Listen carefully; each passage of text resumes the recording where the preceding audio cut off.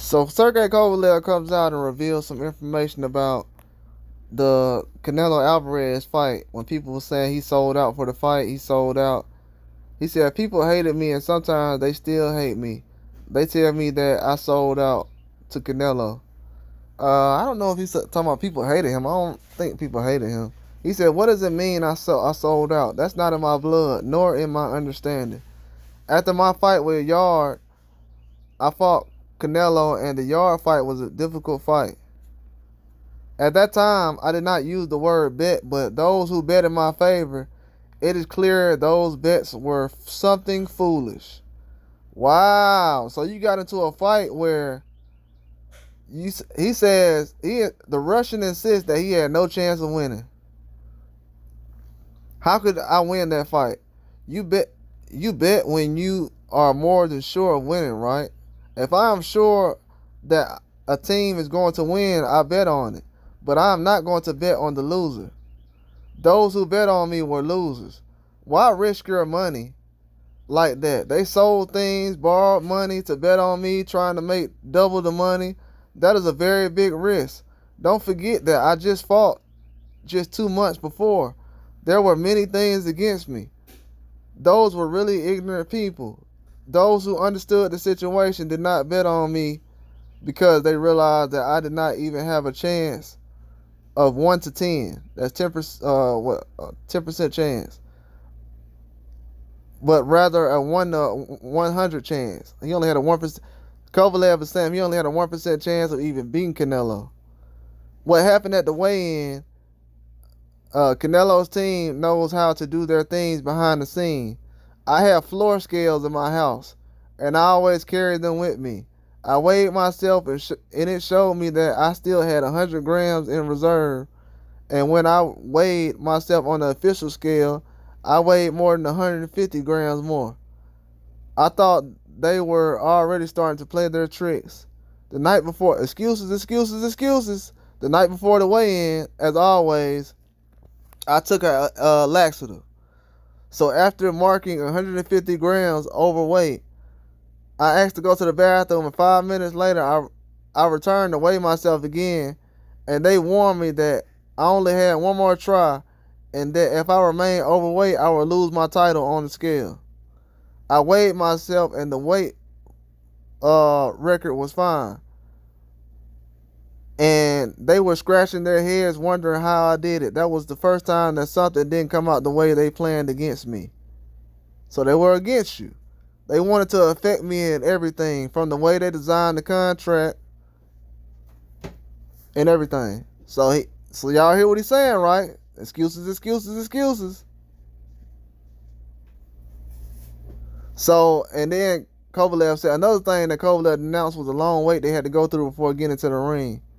And the Zone and UFC had reached an agreement so that their cards would be on the same day, would not coincide in television time. That means Canelo and Kovalev had to wait more than 90 minutes with gloves on for the UFC fights to end and get into the ring to fight. What happened in the locker room?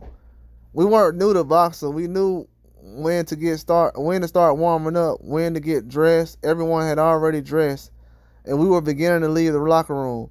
They had already signed the bandage and the gloves, and just then a girl from television production came with a notebook and a headset and told us that it was too early to go out there, that there was still 3 fights left on the UFC card, so we can go live on the Zone. What were you talking to me about with the UFC and the Zone? We stared at the ceiling for an hour and 20 minutes. There I burned the last thing that was left in me in the locker room, waiting for more than an hour. Kovalev was aware that Canelo always had to wait. However, the Russian emphasized that the conditions were different, since he had to suffer to make weight and Saul had not. Even if he didn't know it, he wasn't in the same situation as me. He had not fought 2 months before, nor had he had to cut 13 kilos. On the contrary, he ate more to gain weight. He felt comfortable. And furthermore, I understood that he was entering a fight that was made for him, that the whole show was made for him. Naturally, in a situation that you can go with a different energy, you experience it differently. Kovalev explains what happened, what he had to experience in the previous months and weeks since he fought with Canelo on November 2nd, and his last fight had been on August 24th against Anthony Yarde in Russia. And Kovalev explained, it's a long story. First, the Yarde fight was scheduled in June, and I had flown to Moscow, and the Yarde fight was 3 weeks away. With my promoter, Kathy Duva, called me to tell me that there was a proposal for a Canelo fight, and she asked me to cancel the fight with Yarde. I told her that she was crazy. The tickets were selling for the fight with Yarde were already selling out. The arena was already booked.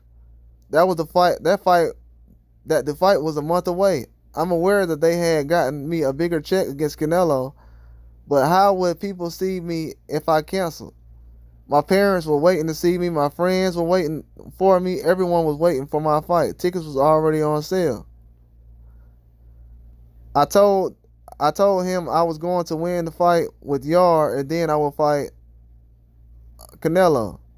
And she told me that I was making a big mistake, and now I understand that she was right. But it wasn't my idea to cancel like that.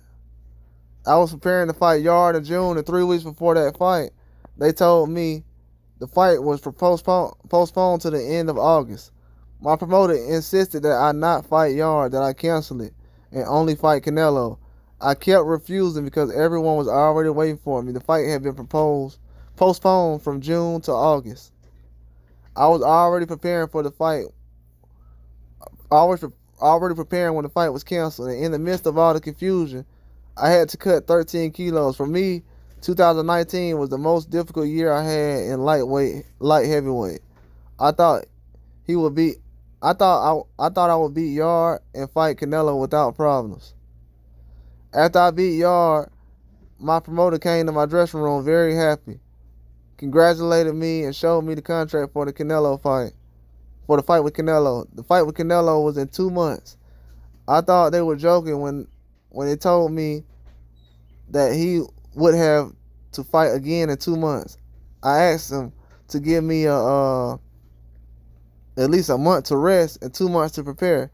He told me that he couldn't do anything, that Canelo's team orders him, and he who pays is the one who rules, and that they give you a date, and if you want, you fight, and if you don't, you don't fight, and they get someone else. What should I do? Obviously fight. After the fight with Yarde, I rested for a week. In training, I didn't feel energetic because I was simply training to maintain the weight. Already in the fight, I understood that I should not fight close to him, and I fought at a long distance with my back foot, and I let him, I don't understand what that means, but people said I had an advantage on the scorecard, on the judges' scorecard. What advantage? If he couldn't even throw punches. After the 7th round, I got to my corner and thought that was it, that I couldn't take it anymore. Canelo realized that I was finished, and he began to pressure me from the 8th round.